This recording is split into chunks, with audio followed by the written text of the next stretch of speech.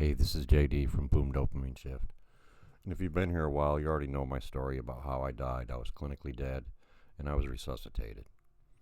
And I have no memory of what happened while I was gone, though. I got cheated out of the cool story. There was no tunnel, no light, no relatives, no visions. And yet I did come back changed. And that's what this video is about, because nobody really talks about this version of the story. This is the part that confuses people. When people hear near-death experience, they expect a narrative, they expect images, they expect details, and they expect something cinematic. And I got none of that. What I got instead was a different operating system. And it didn't show up as beliefs, it showed up as traits. I came back with less fear of death, heightened empathy, sharper intuition, changed priorities, less attachment to social scripts. And I didn't try to develop these, they just arrived, and all at once. This was not a philosophical shift, and this wasn't me deciding to live differently. It wasn't a motivational moment. It was biological. Now, I'm just beginning to understand that when your body crosses a real threshold, the brain does not politely reset to factory settings. During events like I went through, cardiac arrest, respiratory failure, multiple systems are altered at once, oxygen drops, stress chemicals spike, the default narrative self-fragments, and you don't need a memory for this to leave a mark. The nervous system remembers, even when the mind doesn't. Think of it like software being rewritten while the screen is off. Now, before this happened, fear was loud. After all, it was quieter. Not gone, but no longer running the show. And here's why that matters, because most fear in life is downstream of one thing: death anxiety, status fear, rejection fear, money fear, embarrassment fear. They all borrow energy from the same source. And when that source weakens, everything downstream loses voltage. And that doesn't make you reckless, it makes you clear. Now, I didn't become softer.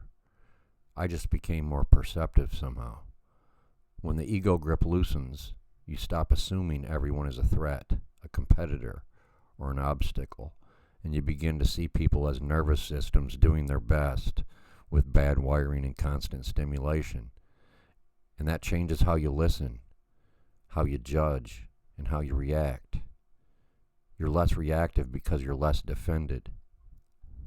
Now, let me be precise here. This isn't psychic intuition, and it's not woo. Okay, this is just pattern recognition without panic.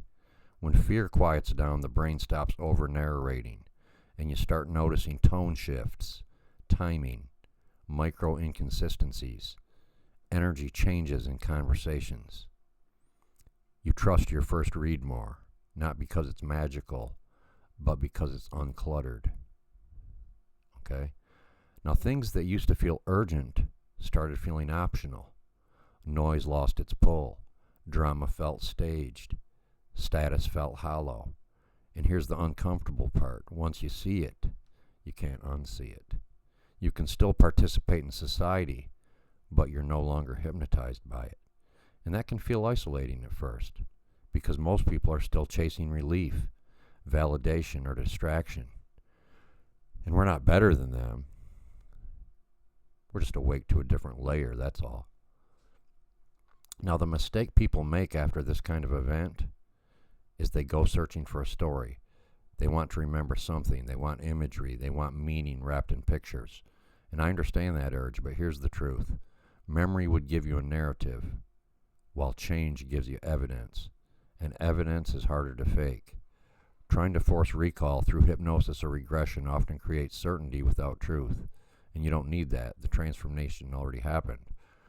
What actually matters now is the real work, is not remembering. It's the integration. The risk of not losing the change. The risk is letting the world slowly recondition you back into fear-based living, back into urgency, back into noise, back into the dopamine traps and dopamine loops. Integration looks like building systems instead of chasing relief, choosing depth over volume, speaking less but with precision, acting from clarity, not panic. And this is why the work I do now makes sense. Dopamine, attention, identity, systems over impulses. No, I didn't invent this path. I just recognized it. Now, I didn't come back with a story, but I came back with a different relationship to fear, meaning, and time, and that's more valuable than imagery. If you've ever experienced something like this, and you struggled to explain it too, then you're not broken. You're not missing anything. You crossed a line most people never touch, and the change you feel is real. If this resonated with you, leave a comment, not with what you saw, but with what changed, because that is where the truth actually lives. This is JD from Boom Dopamine Shift. Thanks for being here. I'm grateful. Peace.